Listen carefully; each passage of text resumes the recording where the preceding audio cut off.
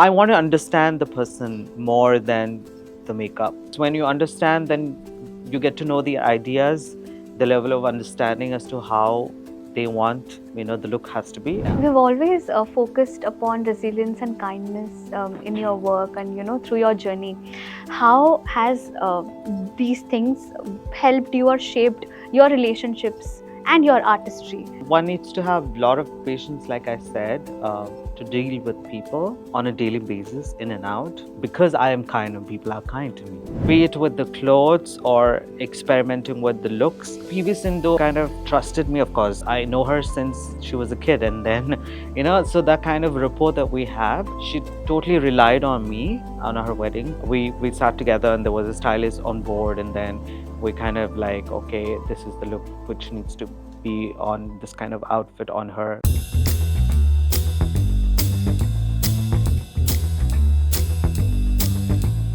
Hello and welcome to the Indulge podcast. Today we are joined by Sandeep Molugu, better known as Sandy Artist, a visionary makeup artist who has redefined bridal beauty and celebrity glamour in India.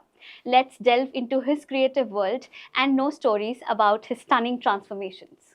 So, hi Sandy, thank you so much for Hi. joining with us today. So hi Sakshi, how are you doing today? I'm doing fine. How are you? I'm good, thank you. So, Yes. to start with, Sandy, what informed your idea of beauty when you were growing up? Ever since I was a kid, I was always inclined towards beauty. So, along with fashion, and it really drawn towards the actresses on the silver screen. So I was intrigued by the beauty of the actresses. So I literally wanted to see how beautiful they look on the screen. So that's when it really, I really took interest in knowing how, when, what. So I started to work on myself. He started as a voice and accent trainer, then dancer, and now a celebrity makeup artist. At what point did you realize that makeup is your true calling? Mm, well, there's inner talent, I could say. I literally didn't put any efforts in um, taking this as a career. So whereas I was working as a voice and actor trainer, I was working as a call center employee, and then I was also participating in dance, and I was a part of Shamak Davars. Um, but I was always enthusiastic in extracurricular activities, Right. be it dance or be it fashion, be it makeup or beauty, whatever. I think it's already there in me. So when I was dancing in school and college, so I was the first one to um, be the one to point at, and then the beauty also comes hand in hand along with fashion sensibilities and things like that. So it's already there in me. I think that is innate in me. So but I didn't know what to do growing up. So I finished my graduation. Then I slowly, because of my good communication skills, that I started working in call centers. So that's the way of making money. But later I thought I would wanting to also earn extra money, and I thought of doing a dance or choreography also, and I did a couple of here and there projects with the companies while I was working. That gave me a little bit of money, but I didn't really think that I would make it in the beauty industry. And luckily, Mac has approached me when it actually came in Hyderabad, a Mac store, Mac Cosmetics. Right. So by then, I was already doing a lot with people and working with fashion and small little projects here and there. And people started to know me. And then when that actually happened, so I thought maybe I should work in Mac to get a professional exposure. But it's already my, I mean, people started noticing me, my talent, my creativity. So why not I take up this as a career? Although I did not really think about making it big or making money out of it or whatever, but it's just the true passion. While I was Right. working in call centers, along with it sideline, I was also doing a lot of shoots and shows and all of that, and then slowly, whatever bit of money that I used to earn, extra money rather. and then it slowly people started noticing me, and then I thought maybe why should I not get into a thorough profession, since people started to know me, and then since there was no looking back. I already thought if this is not working, so always my career was already there with me. So I took a chance. Chance. Yeah, Right, right. risk. Yeah. Right. Also, in a world of, in the world where men doing makeup Hmm. still raises eyebrows, how do you find the courage to still follow your heart and passion? I mean, men doing makeup in the industry was already there. It's the time since immemorial. I think they're the one who was there from the beginning, be it with the actresses working in the movies and fashion. I guess a lot of senior artists were men, in fact. Like, for example, say Mickey Contractor was also a male artist, and there's so many other male artists who's already been there in the industry working with the actresses. So I think because with the industry, it's more important to have like men to be more powerful. Rather, I think there's hierarchy also at the same time. I think people think that men are more like easy and to work with. So I think that is what it's been there already. Right, right. You didn't follow a traditional beauty school path, Yeah. so to say. So, how did self-learning and mentorships abroad shape your unique style? It's self-taught. Like I said, I was more inclined towards beauty ever since I was a kid, and it drew me so much that I started to work on myself first, to see what works best for me in terms of working or experimenting with products. So I used to take and then used to draw a liner how it has to be, and watching the magazines. Those days, there was no YouTube and social media and all of that. So I'm talking about when I was growing up. I think it's just magazines. So I used to literally used to observe a lot, and I used to work on it. And of course, when I was a choreographer, and then used to dance and stuff. So there were friends and of mine, and then I used to experiment on them, and I was also the one who used to really also like a performer. So I used to also had to take care of my how I look on the stage and all of that. So, but it's thorough passion. It's just the dream. When I was a kid, it's really took a lot of interest, and then I think it's already innate in me, like I said, and that's when the passion started. Right, right. And on that note, I would really like to know how has your creative vision evolved with time? Do you Uh, think there were some factors that influenced your growth? no, I think it's purely on the basis of how I evolved. Um, I could say that with time also, I mean, when you look at other people, and it's time and time again that you really work on different people. You'd like to you grow with it, and you also like learn a lot of things from people, from faces that you work with, and always a learning curve for everybody, and every phase is challenging and different. So you get to learn lot with people also. Every factor, it really enhances the skills that you have, I think. Right, right. Yeah. You've worked with so many high profile clients. How do you ensure the makeup reflects their individual identity rather than just aesthetics? So I really observe the personalities, like be for example, be with Lakshmi or Upasana. They're totally different. um, they have different persona. So based on their level of understanding and my understanding, we come together and then make sure that we create something different. Like for example, be it someone who's really elegant and soft, they don't want to go overboard with the looks.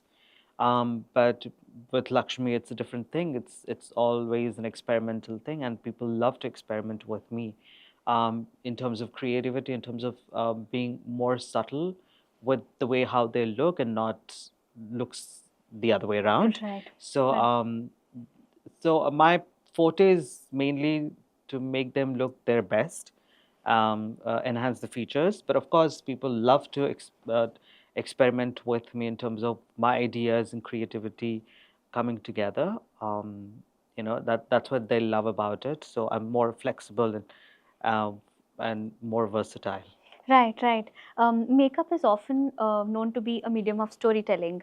So, can you share a story behind one of the most iconic looks that you created? Could be like, PV Sindhu's wedding makeup. Yeah. Yes, yes. Or any other story, Good, interesting story that you can think of. good. Yeah. For example, PV Sindhu, I've seen like she hasn't experimented with anything apart from just looks which are was sports driven, right? I think she Right. is mostly into sports and she has to look in certain way. But when it comes to the wedding and she wants to try out all the way and she wants to go all the way out. So be it with the clothes or experimenting with the looks, she kind of trusted me, of course, because I've been doing a lot of other brides, and then she has seen the creative side in me. Of course, I know her since she was a kid, and then so that kind of rapport that we have, and she totally relied on me on her weddings. So we sat down. We even sat down. Like I know what needs to go with what sort of outfit that she's wearing. That kind of like we sat together and there was a stylist on board, and then we kind of like, okay, this is the look which needs to be on this kind of outfit on her and all that. So there were drastically different looks in every outfit that she wore for every occasion. You know. Right. That sounds interesting. Yeah. Yeah. Also with people with like Regina and Lakshmi, they're more of a red carpet people, so they like what I bring to the table. Having trained and worked internationally as well as extensively across India, how would you describe the differences in makeup approaches and client expectations abroad versus in India? Okay, there's a lot of diversities when it comes to not only abroad and India, but in India also. I mean, if you see Delhi and Bombay and Hyderabad, there are various aspects, and there's so many diversity, and there more to do with inclusivity and self-expression. So, with the West, I think it's more to do with, again, like even there, in abroad also, it's more it's the cultural differences rather. I would Right, say it's right, more to do with the cultural differences rather than just being perfect in certain look and in that way. right. Yeah. Also, coming to bridal trends, we see that it has evolved drastically, more also because of the presence of social media. So, are there any new latest trends that excite you the most? Social media is the one who brings a lot of new trends in the market. Um, uh, but I see with fashion, it is more to do with trends. With brides, it's more to do with just the classic look. And because it also depends on the personality that you are working with. It's just not like a phase that you are, this is the trend that you need to follow. Of course, like a lot of girls who are now wanting to follow the trends. For example, you do with red lipstick as a bride, but it's a Mhm. typical bride, classic bride. But I would like now the girls are like more to with nudes and pinkish nudes lips. Like this is one of the examples that I'm telling you. Makeup artistry can be high pressure, especially at big events. How do you stay calm, with such tight schedules and still Um, do your work? no, I don't really stay calm, but I definitely need a space post my adrenaline rush. So only when I work under pressure, and I literally like going under pressure. If it is just 1 minute, be with the bride or celebrities or fashion shows, I'm just on the go, on the toes, and I love that space. Right after that, dude, I really need a break. So I just give me like half an hour, 1 hour.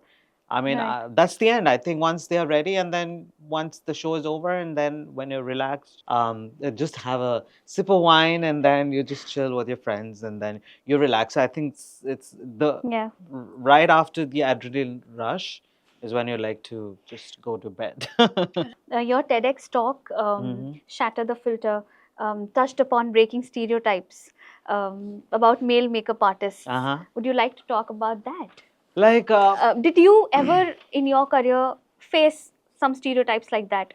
there are a lot of differences that shows when it comes to makeup artists in the South, especially, because especially when there are a lot of artists in hierarchy, directors and actors, and then later comes the art makeup artist. But then uh, it's so different, like I said, like culture-wise. But when it comes to abroad, it's the talent is more respected, and I don't say that they don't respect here, but I feel that they're not like um, respected as supposed to be respected.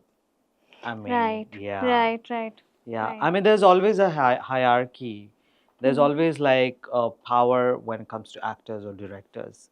Mm-hmm. Um, Obviously, in the patriarchal society that we live in, obviously there's always upper hand on the. That's why I don't really get into movies as much. So I don't really like to, but Mm-hmm. I like to have my own comfort zone. Coming to basics, would you walk us through your process? So, if you see a new face, what exactly do you do? How do you decide what will work for that? So, if someone was really experimental, we always discuss the look as to how that person wants. Um, like I said, red lipstick or nude lipstick or whatever. If someone's really not have worn red lipstick in their lives, or maybe once upon a time, probably they must have worn. But for an event, we always like kind of discuss on the looks based on the outfits and things like that, and then create and do trials. If that works out best. Otherwise, just like stick to the basics, or maybe just how you want to look like on your big day or Big day. best day. Yeah. Right. And also, like, are there any specific things that you observe before starting makeup? Yes. First, it's the personality and the clothes they wear, the clothes that they choose, how how the way they talk and stuff. Okay. I think Okay. maybe I shouldn't be judging, but of course, it's just like I want to understand the person more than the makeup, you Got know. it. And of Yes. course, when you understand, then you get to know the ideas, the level of understanding as to how they want, um, the look has to be. And also like it's about even the proportions Hmm. of the face and the hair, the looks that we create. That's more important, I feel. Right. Right. Yeah. What's the one mindset or skill you'd advise aspiring makeup artists to develop, especially those who are trying to take unconventional career paths? Well, there are a lot of, honestly, there are a Mhm. lot of artists, not only artists. I mean, if, on the other day, one of the software employee wants to, start a career in makeup. Hmm. I mean, I was also like one point, and I thought even I was just a corporate employee, and then started, I took a chance and I started my career. But it's always like, the time frame and the time frame is so different. I mean, that Right. point in time there was no makeup. Especially at that point in time, there was no makeup. um, Now the social media has transformed a lot of Yes. people, and the lot of awareness in the industry. So I think it's a lot of competition, I feel. Competition as Yeah, well. Yeah. a lot of people, like every second person is a makeup artist and wants to at least become a makeup artist. But it is definitely not the talent. I mean, along with the talent, I would say that there needs to a lot of patience, especially during this time of era rather. So Right. there's a lot of patience that one needs to have. A lot of patience. Right. Yeah. We've always focused upon resilience and kindness in your work and through your journey. How has these things helped you or shaped your relationships and your artistry? Any standout stories that you would like to share? Yeah, I think one needs to have a lot of patience, like I said, to deal with people on a daily basis, in and out.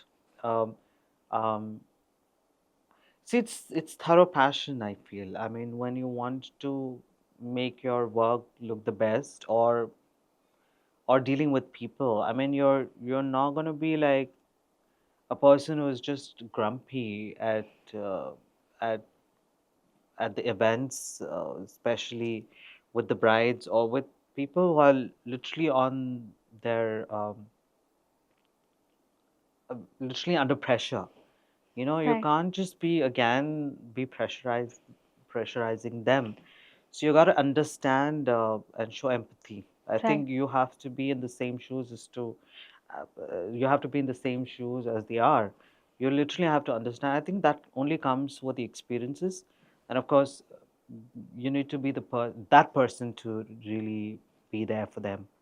You right, know, right, right. Absolutely. instead of all the odds, but still, you're just kind of be like that kind of human Nice. also Yeah. to understand their way. I mean, it depends on the person to person, but at least I have experienced a lot of people, but again, like because I am kind and people are kind to me. Yeah, Right, right, yeah. right. I Absolutely. think it's just the reflection of one another. Hmm, hmm, hmm. Also, what do you think is the most fun part about your work and what's not? Both. What is not is what I don't know. But Wow. Okay. uh, what's the best part is always being around with people, at least with my team, that I'm always fun loving. I'm sassy at the same time, but I make sure the bride is comfortable. It just comes naturally, I feel, but it's just not like I have to put an effort to make them, or put my effort or hard work to convince them and to make. It's just like I don't put an effort. It just comes naturally to me, and people are comfortable with me. Nice. So we'll start with the rapid fire Hmm. round. What beauty blender product is your favorite? There are a lot of products now have come in the market. They have like, for example, they have like foundation at one end, the brush the other end, so that's more easy and seamless. A favorite red lipstick?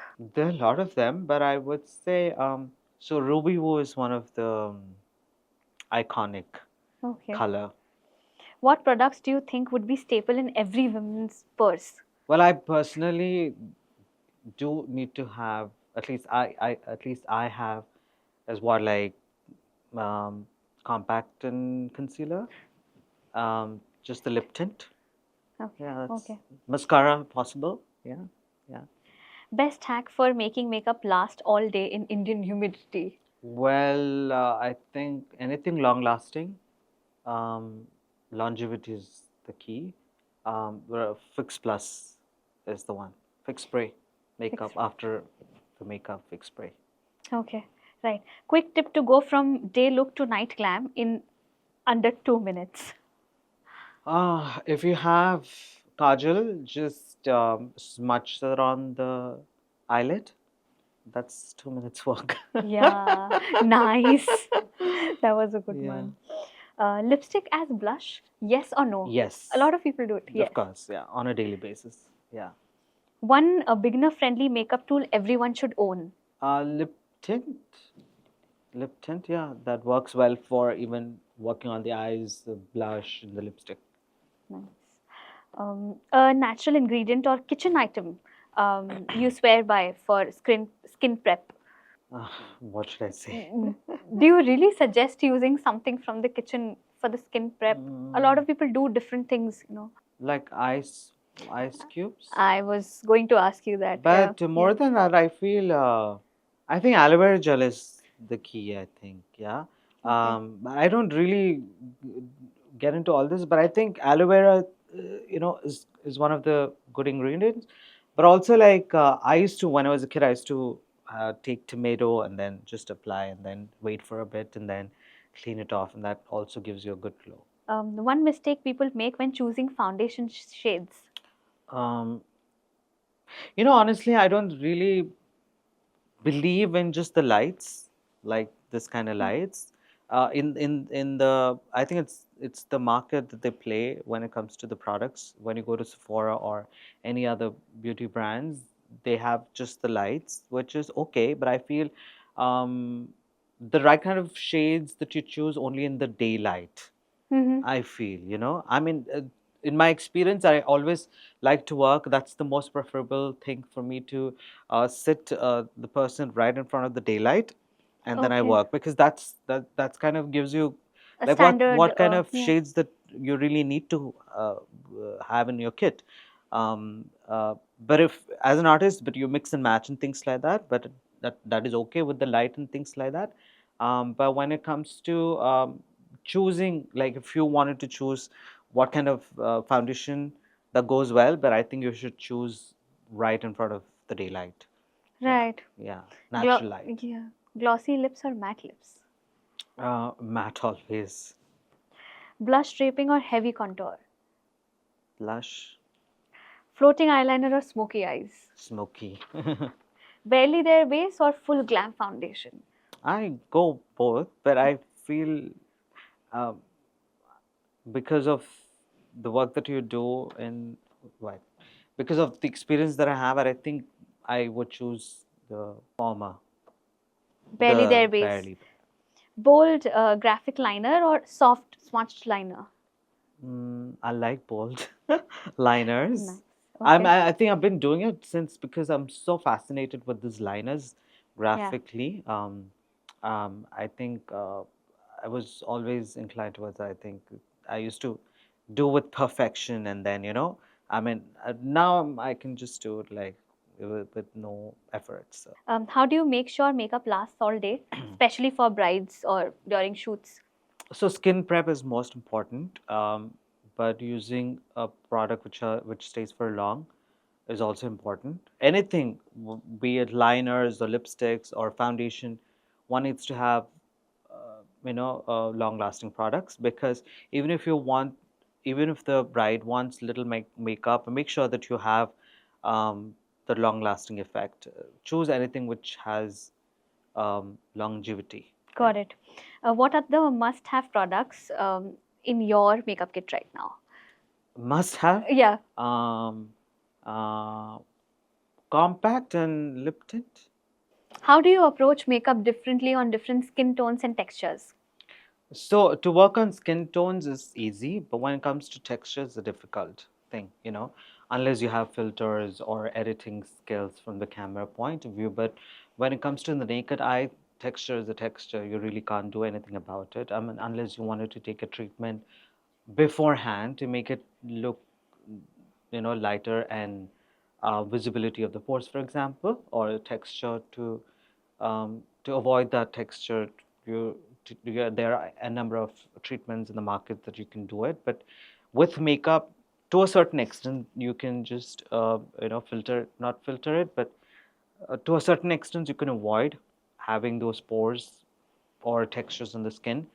But skin tones remains the same, I feel. But in my experience, textures are textures in the naked eye. You really can't create a magic out of it. I mean, that's a real part of you. You have to live it, and as an artist, you really can't deny the fact that person who has textured skin, Mhm. you really need to understand the skin texture and skin tones and work with it, no matter whatever it is. Yeah.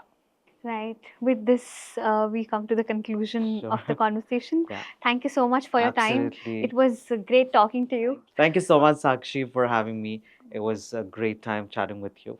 Yeah. Same here. You're Thank welcome. you. Yeah.